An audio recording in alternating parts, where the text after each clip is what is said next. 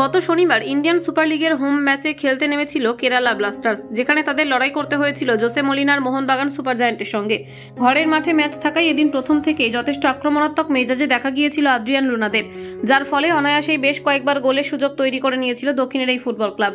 তবে সেটা কাজে লাগানো সম্ভব হয়নি কারোর পক্ষেই, বরং ঠান্ডা মাথায় দলের সাক্ষাৎ পতন রোধ করেন বাগান গোলরক্ষক বিশাল কায়েত। তারপর সময় এগোনোর সঙ্গে সঙ্গে চাপ বাড়াতে থাকে প্রতিপক্ষ দল। ক্রমশ বল দখলের লড়াইতে পিছিয়ে পড়তে থাকে কেরালা ব্লাস্টার্স।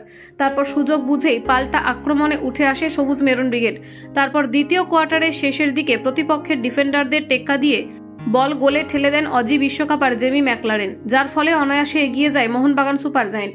যদিও তারপর থেকেই গোল শোধ করে ম্যাচে ফেরার জন্য মরিয়া হয়ে ওঠে জেসুস জেমিনেজ থেকে শুরু করে ওয়ামি পেপ্রার মতো ফুটবলাররা, কিন্তু শুভাশিস বসু থেকে শুরু করে টম অলব্রেডরা দক্ষতার নিয়ন্ত্রণে নিয়ে আসে পরিস্থিতি।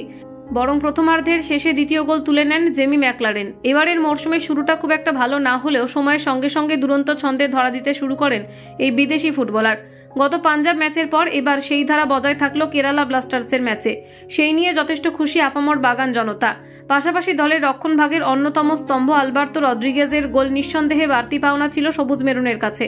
অপরদিকে এই ম্যাচে পরাজিত হওয়ার ফলে ইন্ডিয়ান সুপার লিগের সুপার 6 লড়াইতে নিজেদের টিকিয়ে রাখার ক্ষেত্রে কেরালা ব্লাস্টার্সের কাছে যথেষ্ট গুরুত্বপূর্ণ ছিল এই ফুটবল ম্যাচ। সেই ম্যাচে পরাজিত হওয়ায় কিছুটা হলেও চাপ পড়ে গেল দক্ষিণের এই ফুটবল ক্লাব। পাশাপাশি এই ম্যাচে ফের হলুদ কার্ড দেখেন কেরালা দলের অন্যতম ভরসাযোগ্য ডিফেন্ডার হার্মিপাম রুইভা, যার ফলে আগামী গোয়া ম্যাচে হয়তো তাকে মাঠে পাবেন না থেক্কাথারা পুরুষোত্তমন, যা নিঃসন্দেহে চাপে রাখবে দলের রক্ষণভাগকে। কলকাতা 24/7.in।